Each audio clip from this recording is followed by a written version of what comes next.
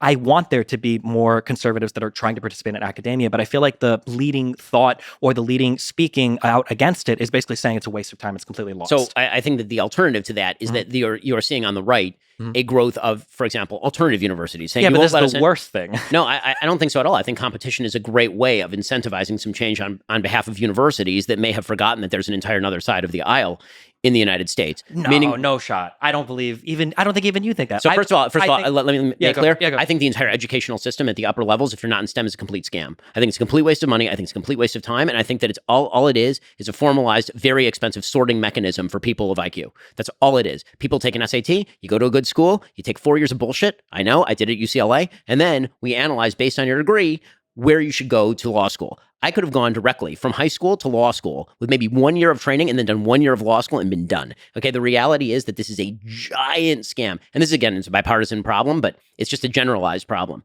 We have, you want to talk about things that hurt the lower classes in the United States? The bleeding of degrees up is so wild and crazy. There's so many jobs in the United States that should not require a college degree that we now require a college degree to do, because there was this weird idea that came over Americans where they mistook correlation for causation. They would say, oh, look, people who go to college are making more money than people who don't go to college. Therefore, everyone should go to college. Well, maybe the reason is because people who are going to college were better qualified for particular jobs because on average, not all the time, but on average, a lot of those people were smarter and making more money because of that. And so all you've done is you've now created these additional layers of stratification. So a person who used to be able to get a job with a college degree now has to have a postdoc degree in order to go get that degree. A person who used to be able to just graduate high school, now it's de facto, you got to go to JUCO and then you got to go to college, or nobody's even going to look at your resume. It's really, really terrible for people who can't afford all of that. It's led to this massive increase in educational cost that is inexplicable, other than this particular sort of bleed up, and by the way, federal subsidies for higher education. Again, one of my problems with federal subsidies for higher education, I'd love for everyone to be able to go to college if qualified to do so and if it is productive. But one of the things I did when I went to law school is I took loans because a bank said I was going to get my money back if I got a law degree from Harvard. But you know when you're not going to get your money back?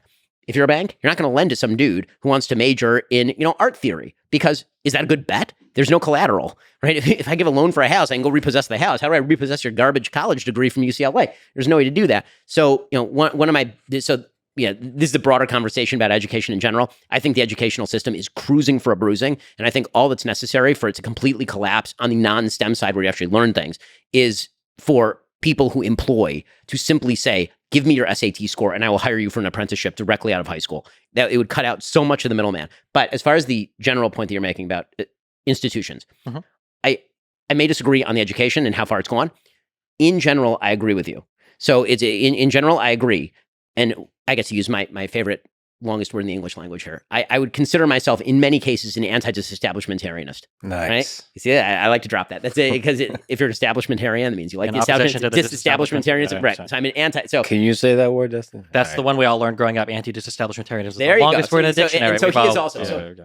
But and then some Canadian group would say, what about supercalifragilistic? And then you're... what about pneumal ultramicroscopic? Or the science terms. Yeah, exactly. Or what about the 7,000 letter thing that's from part of biochemistry? I got my education in the Soviet Union, so we just did math. That's why you're a useful person. Soviet Union math was that 1 + 1, how to make that equal 3? We know long words, and he streams on the internet, and I talk for a living. So anyway, but the point is that I don't disagree that there is a general populist tendency on all sides of the aisle to look at the institutions and then throw them overboard. I think that some of that is earned by people who are in positions of power at institutions who have completely undermined the faith and credibility of those institutions. I think that you have to examine institution by institutions which ones are salvageable and which ones are not. So I'm not a full anti-disestablishmentarianism. I'd be partially in that camp. There are certain institutions like higher education in the liberal arts that I think we may be better off without.